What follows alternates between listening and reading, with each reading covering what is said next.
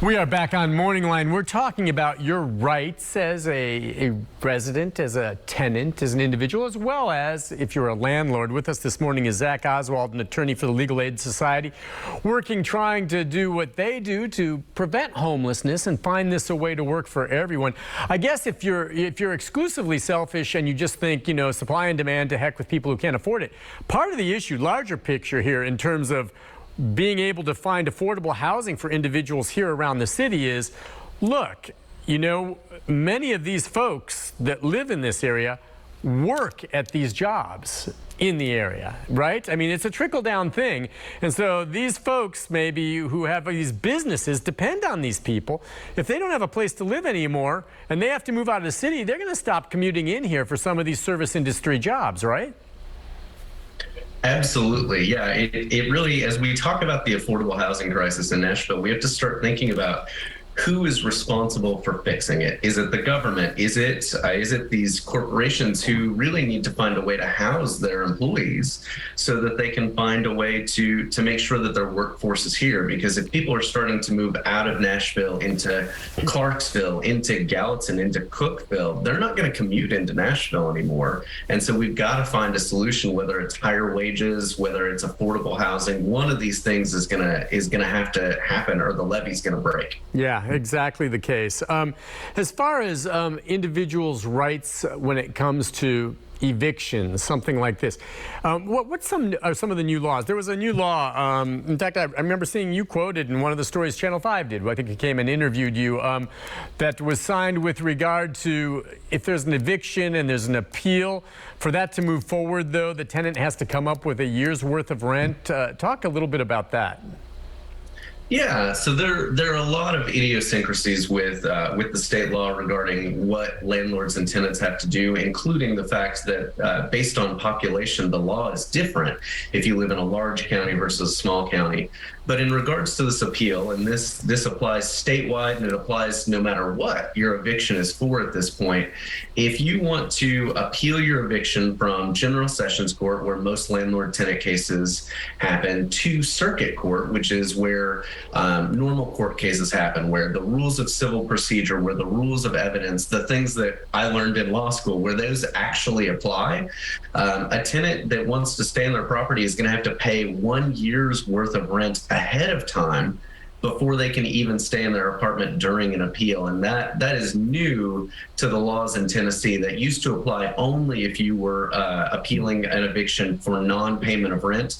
But now, if you're getting evicted because your landlord says they want you out and you happen to miss your court date because you couldn't get a babysitter for your kid, or your kid's bus was late and you were 30 minutes late for court, and you want another chance to argue that in front of a judge, well, now you've got to come up with a year's worth of rent to be able to do that.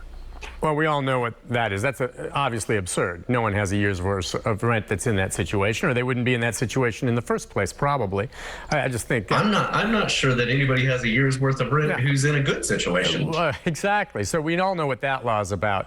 But by the way, what are some of the issues sometimes? Because look, if the lease is fairly straightforward, landlord says, look, your lease is coming to an end, you're going to be evicted. What are I don't see how you have much legal standing to challenge that when you go to court. If the lease is up, it's up. But what are some of the issues that tenants are challenging legally, sometimes in court, against their landlords?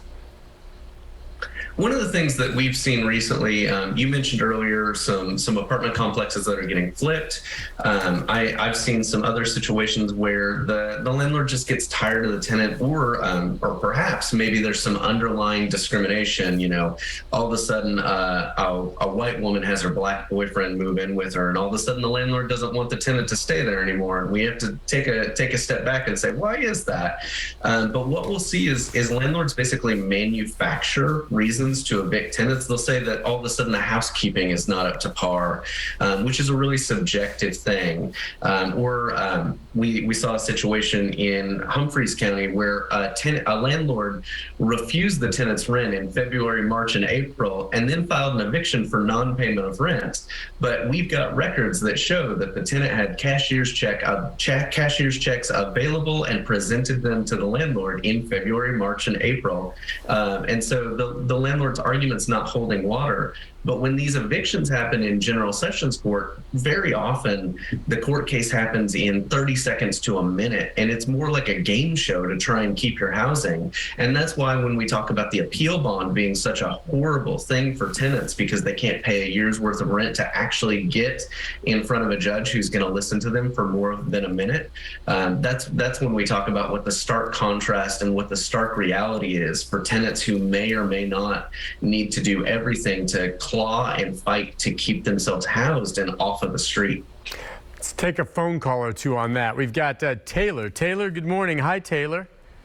Good morning, Nick, and good morning to your lawyer guests there.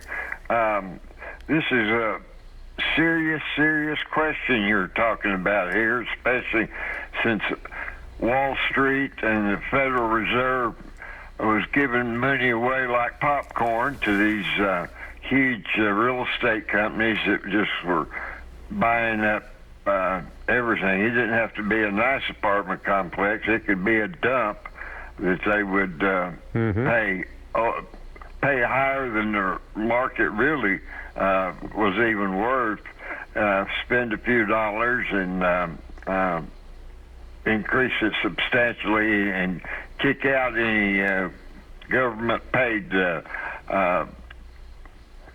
programs that were going on. But I'll tell a real short story.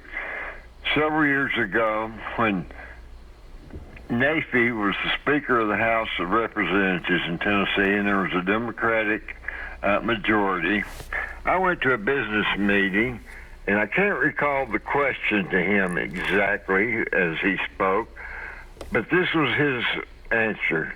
The business of Tennessee is business. That brings me to this.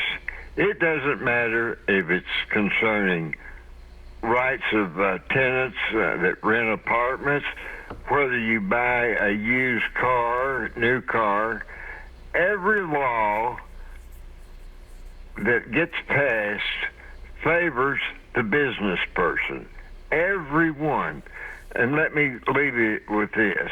When have you heard a state representative or a candidate for governor even mention consumer rights in this state? That is the last thing on their mind in any election. It's been that way. Democrat, Republican, it doesn't matter what. You are screwed in this state if you think you're going to win anything in court, no matter how much sense it makes. And the story you told about the veteran place and requiring paying the rent all the way up to the end, but then be gone the next day or else. So that, the people are going to have to start screaming, and the news should point out all of these discrepancies that are so wrong, whether it be a car deal where you buy a car that's got 20,000 more miles on it that they tell you it has, or had three more owners than they tell you it had, and that sort of thing. So rent's just one of several, but it's the biggest right now. Taylor, thank you. What do you think? Taylor makes, I think, a good point. There's no question. Anyone who wants to debate that this state is not all about business is just simply wrong. No, I think that that's even stated by several of our leaders within the state is that business is what we're here for.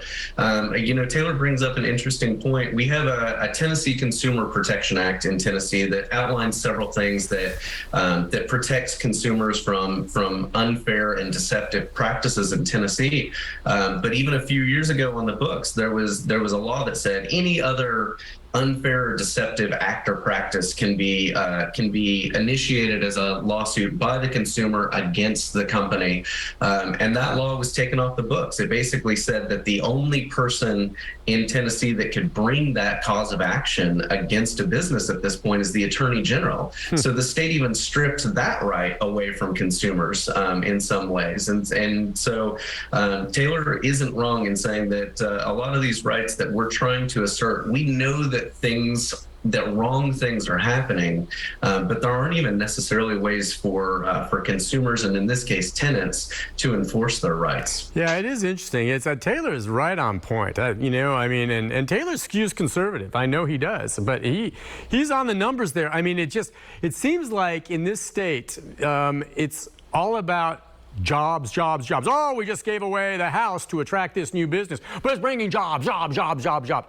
You know what? We got enough jobs. Okay, it's kind of like taking care of the people that are here right now and giving everything away. The whole idea that this is a right to work state that makes it sound like it's good for the employer, that's crap. Read the law. Right to work is all about protecting the employer, who can fire you at any moment, anytime, regardless.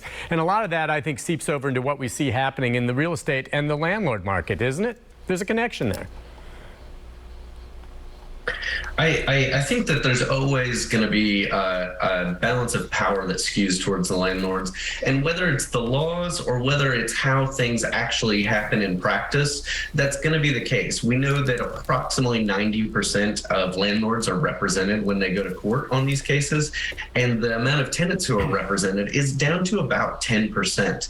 And that's because there is not a law that says that whoever wins this case gets their attorney's fees paid for. In fact, what happens is a lot of times in a lease contract, the lease will say, hey, I as the landlord, if I have to take you tenant to court and I win, I get my attorney's fees. But that's not written the other way where, hey, tenant, if I take you to court and you win against me, you get your attorney's fees. That's not how it's written. And that means that landlords and attorneys who represent landlords are incentivized to take those cases, where attorneys who might be willing to take tenants' cases are not otherwise incentivized to do that. And we know that tenants are less likely to be able to pay for landlords because they're in the rental market. If they had enough money to afford an attorney, they're probably going to take that money and they're going to buy a house.